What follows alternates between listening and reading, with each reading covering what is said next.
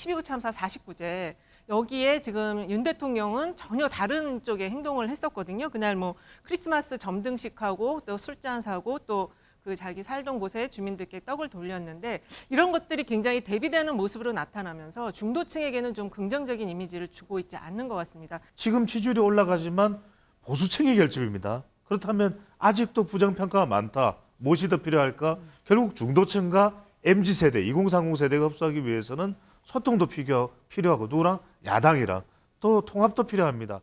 최 수장님, 예. 윤석열 대통령 지난주 갤럽 MBS에서는 소폭 상승을 했고 예. 리얼미터에서는 소폭 하락했습니다. 네. 지난 한 주 윤 대통령 지지율 전체 흐름은 어떻게 봐야 합니까? 네, 리얼미터 조사는 이번 주가 아니라 지난주 실시했던 월요일 날 나왔으니까. 네. 월요일 나왔으니까요.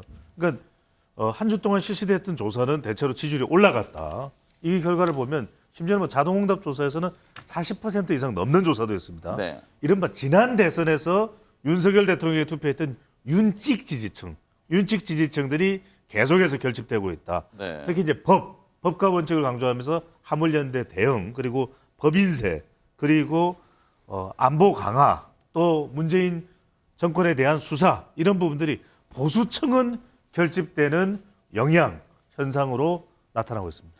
이은영 소장님, 네. 갤럽 조사를 보니까 여전히 긍정평가 1위 사유가 노조 대응으로 나타났고 또 부정평가 사유 1위는 독단적, 일방적이라는 응답이 나왔는데 최근 노조 대응 태도와 긍부정 평가에 모두 영향을 미친 모습인데 지지율 흐름의 핵심 변수는 뭡니까?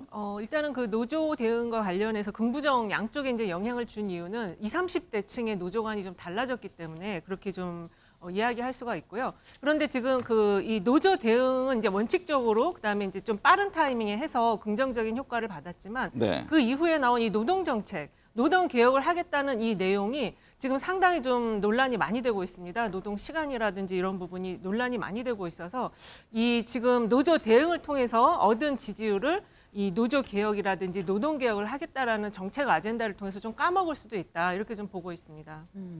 윤석열 대통령 지지율이 한 달째 상승세를 이어가고 있습니다. 국민의 3분의 1 지지도 확보를 했고요. 그만큼 부정평가도 많이 떨어졌습니다.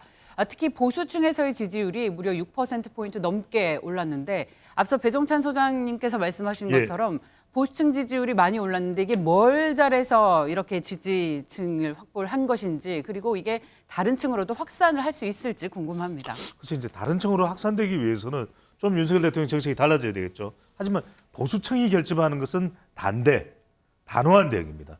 그러니까 화물연대 파업도 단호한 대응, 단대. 북한에 대해서도 단호한 대응, 문재인 정권에 대해서도 단호한 대응. 이 단호한 대응을 하다 보니까 대륙주가 결집을 하는 것이거든요. 대구 경북뿐만 아니라 부산 울산 경남 그리고 60대 또 70대 이상 또 주부층도 결집되면서 지지율이 올라간다고 봐야 되겠죠. 단대가 있으면 뭐 소대 중대도 이은영 소장님, 네.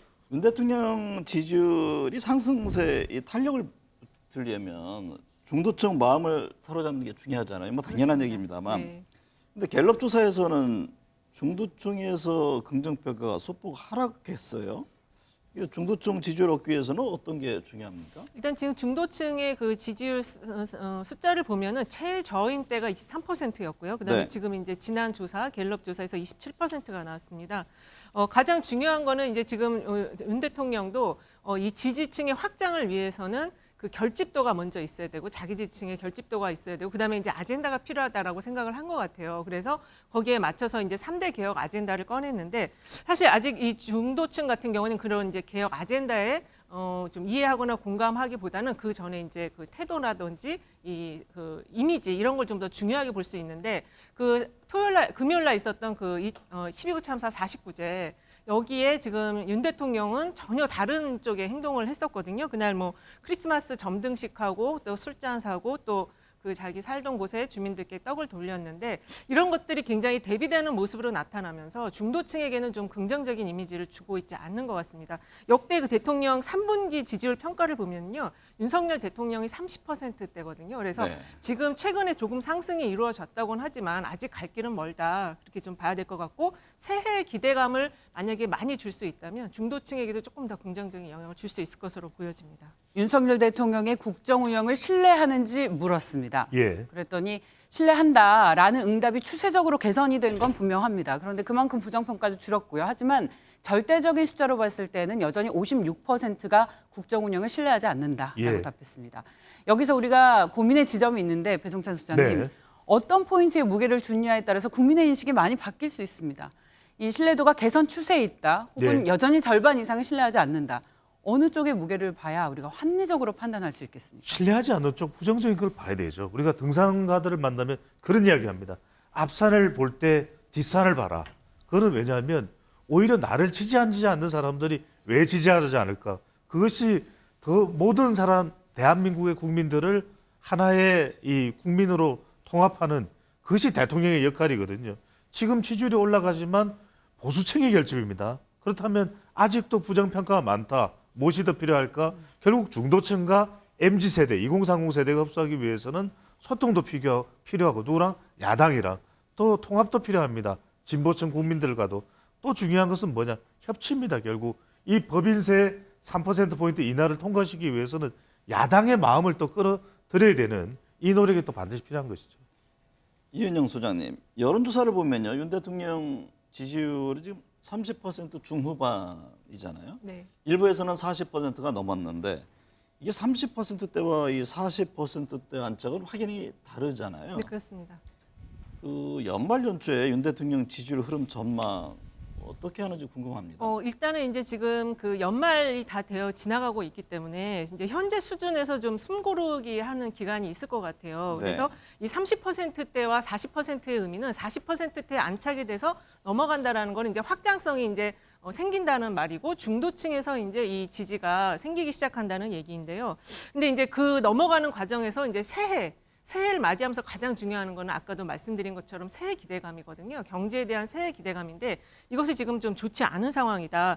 그리고 지금 그 야권을 향한 수사가 아직도 마무리가 안 되고 있어요. 특히 지금 이번 주 말에 들어서서는 그 김현미 전 장관이라든지 네. 또 그 조현옥 인사수석까지 다음 주부터는 소환을 하겠다라는 이야기가 나오고 있어서 지금 이 수사가 그 새해로까지 넘어가면서 이렇게 확장이 되는 형태로 간다고 하면은 이거는 확장성으로 가져가기는 좀 어렵다 이렇게 볼 수 있겠습니다. 배 소장님은 네. 어떻게 보세요? 연말 연초 대통령 지지율 흐름에 대해서. 저는 일단 그래도 보수층 결집은 계속될 거다. 왜냐하면 지난 대선에서 윤석열 대통령에게 투표했던 윤찍 48.56%가 있거든요. 저는 자동응답 조사 기준으로는 연말 연초에 45% 내외 그리고 전화면접 조사, 한국갤럽 조사는 전화면접 조사는 대체로 40% 내외 정도 가는 정도의 보수층 결집은 일단 당분간은 계속될 것으로 보입니다.